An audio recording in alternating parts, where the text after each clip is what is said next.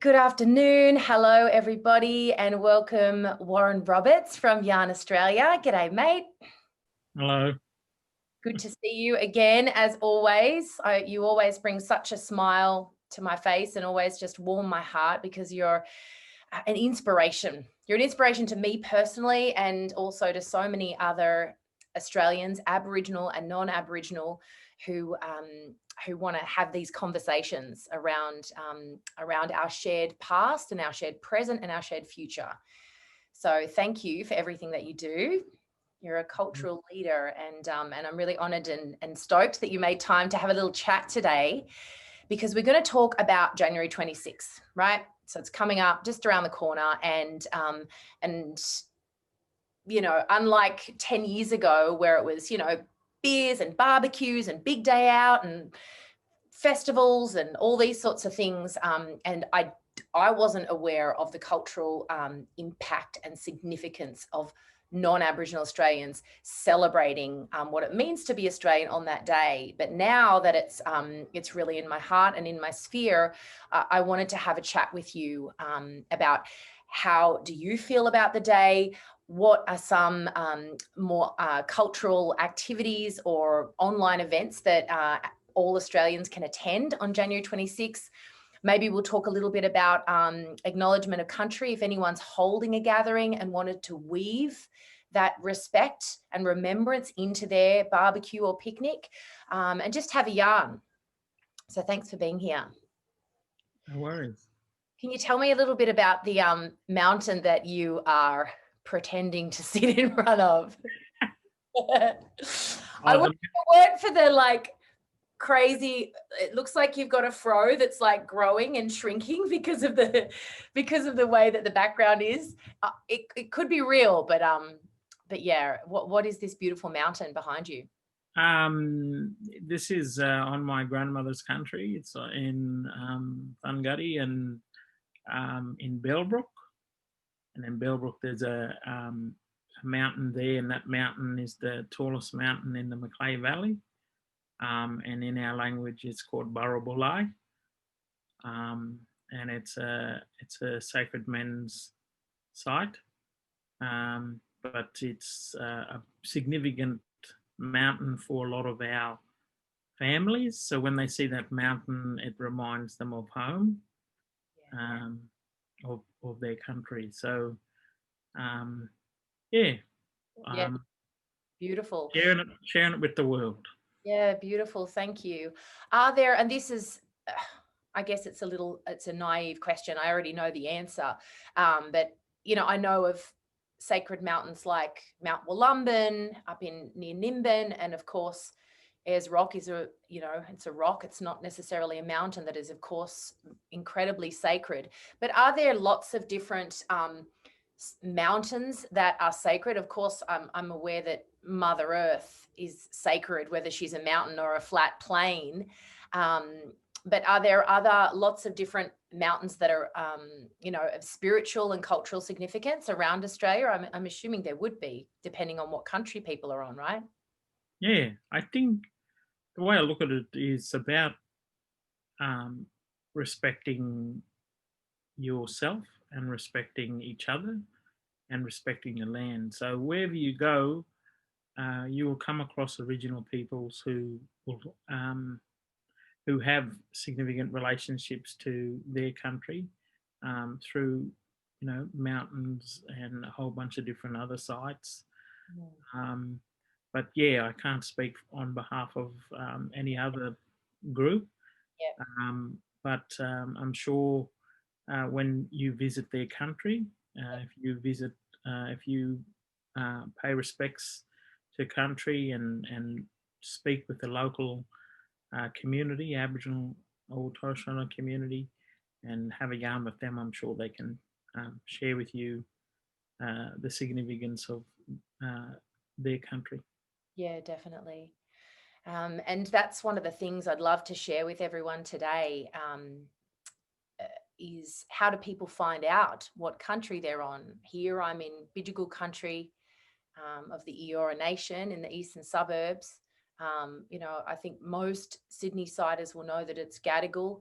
You know, the city of Sydney is Gadigal, but you know, for other people who don't know the country that they're on, just for their own spiritual and for me, it's a mental well-being to know that I have a connection to the land. It helps me feel like a sense of belonging and connection to the earth. It helps me feel grounded. Is there a source that you could recommend that people can go to? I've seen a couple of different maps that outline you know, the borders of country through songlines and just, you know, through the different where the different mobs lived. Do you know of a source? And if you don't, it's okay, because I'll look it up and I'll put a link in the description of this video. But off the top of your head. There's a number of ways in which you can find out. The map I believe that you're talking about is the IATSIS language map that you can find on their website. Yep. But if you want to have a connection or a relationship with a local Aboriginal community, you can contact your local Aboriginal Land Council. They also have information on their website, and or if you can't get in contact with your local land council, local Aboriginal Land Council, I suggest you get in contact with your local council. Yes. And speak with their Aboriginal liaison officer or community worker, and they would have a connection or with the local Aboriginal community that you can get in contact with. Yeah. Yeah. Yeah. Since my, I guess, I don't want to get too spiritual, but I think since I became more conscious and more self-aware, and therefore wanted to know and learn more about the first people of Australia, its original custodians, my life feels more rich, because instead of feeling shame about what I know happened 233 years ago, I think it was, you know, I'm still very sad about it, and there still is some shame there, which I think a lot of Australians carry. And that's one of the reasons I wanted to have this chat with you, you know, so that people can still, you know, it's a public holiday, everyone's got the day off. You know, so a lot of people, that's part of our present day culture, is to have barbecues and go to the beach. And, you know, if you want to drink a beer, drink a beer. But, you know, having that depth and that connection to the true history, the shared history, it's an incredibly enriching and grounding aspect that we can bring into our lives. And it's not as hard as people think, you know, just doing things like going to the local Aboriginal Land Council, going to the council, starting a conversation. And that's what I love about what you do with Yarn Australia, is it's all about having a conversation, you know. And I came to a beautiful smoking ceremony with you just last week, I think it was. And it became very apparent how, I don't even know what the word is, kind of like tight, closed, or,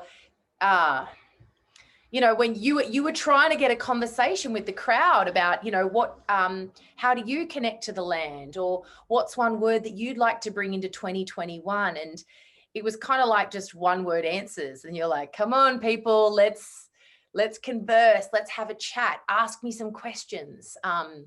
So yeah, I really love that that's what Yarn Australia does. And before we get into some more conversation around, you know, some ways that people can respect and acknowledge Aboriginal Australia, the First Nation people, on Tuesday, how do you personally feel about it? And you know, just want to also acknowledge that obviously this is just a conversation between two people, and I'm certainly not representing all non-Aboriginal Australians, and you're just representing your own opinions, which I respect and admire very much. So obviously just getting that clear there. But how do you feel about Australia celebrating Australia Day on January 26th? I think it speaks a lot to the relationship between Aboriginal and Torres Strait people and non-Indigenous Australians. You know, it's about us taking a moment and thinking, how am I connecting with Australia's First Peoples?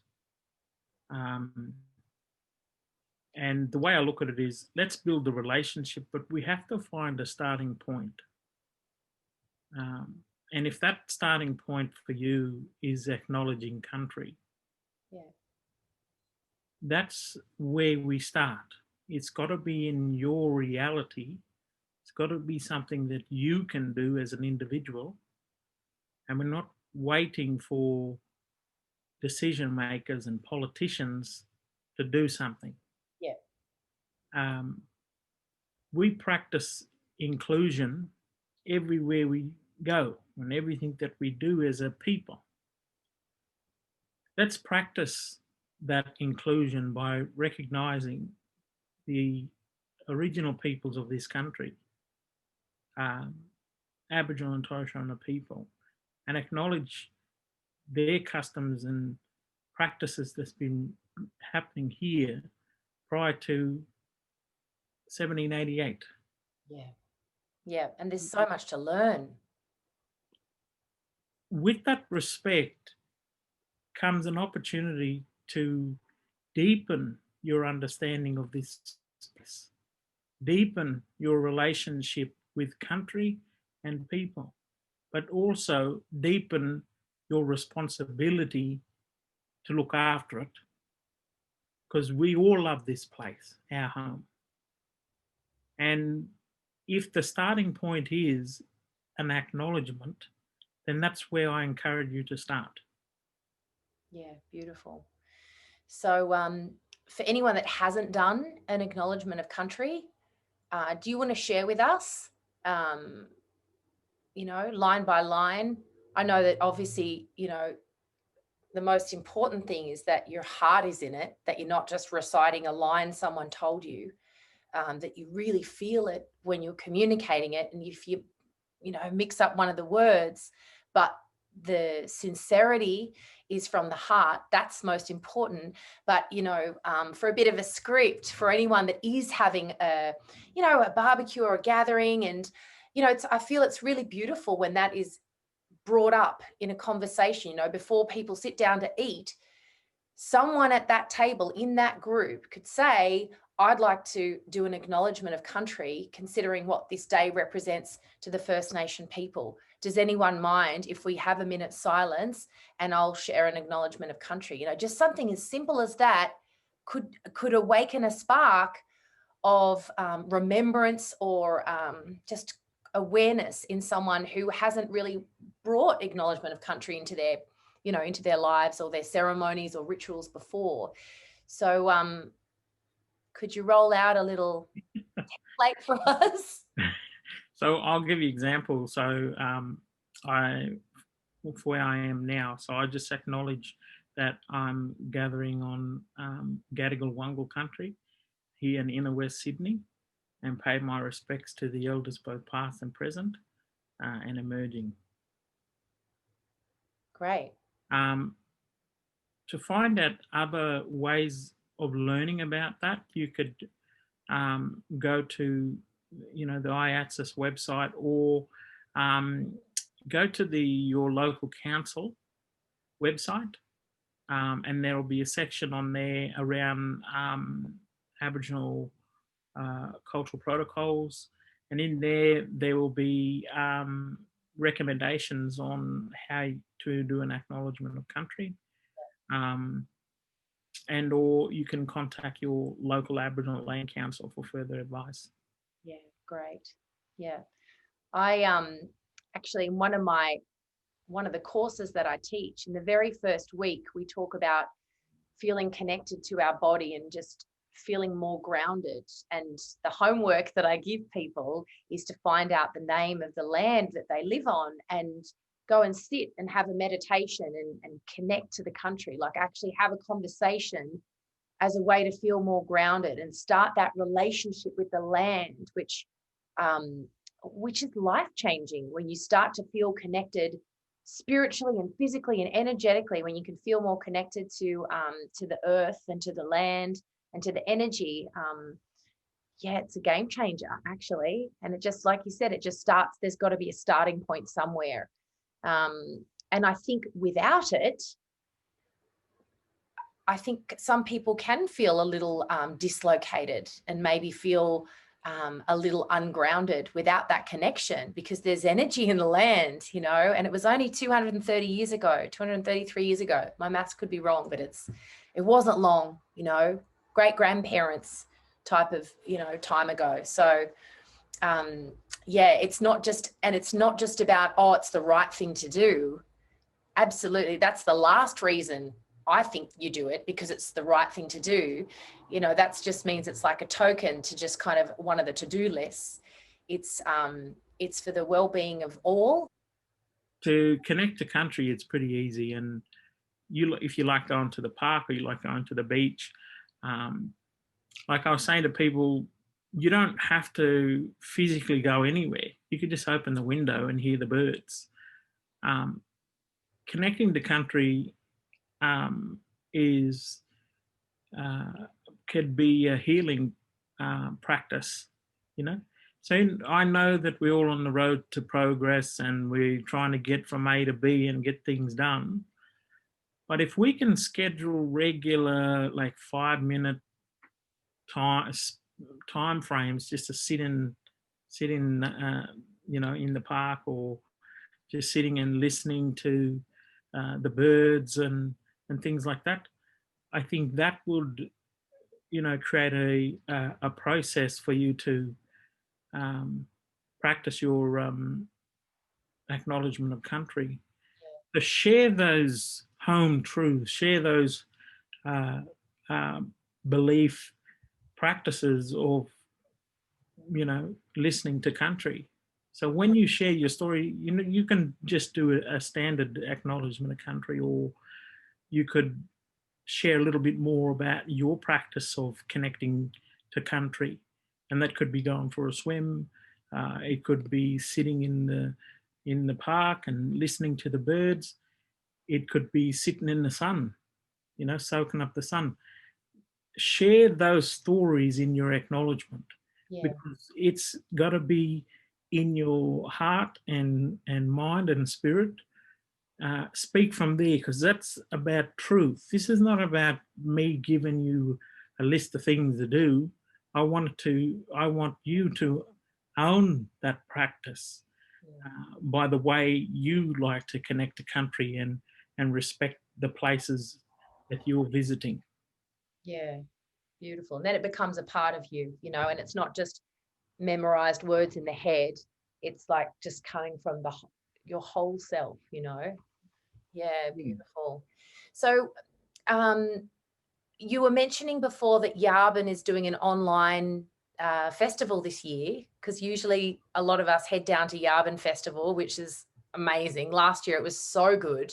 It was hilarious, that like hilarious and incredibly talented artists, but those drag queens in between at the acts, it was fantastic. It was absolutely brilliant. You know, and so much art and culture and joy, you know, celebrating Aboriginal culture.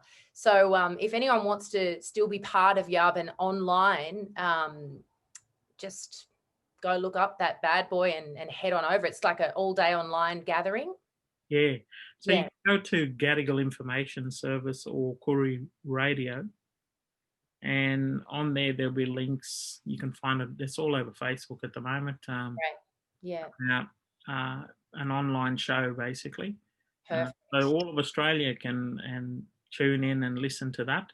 Right. It's live on their website and also live on Facebook and social media. So right. For that, and enjoy the stories and the culture of Aboriginal and Torres Strait Islander people of Australia.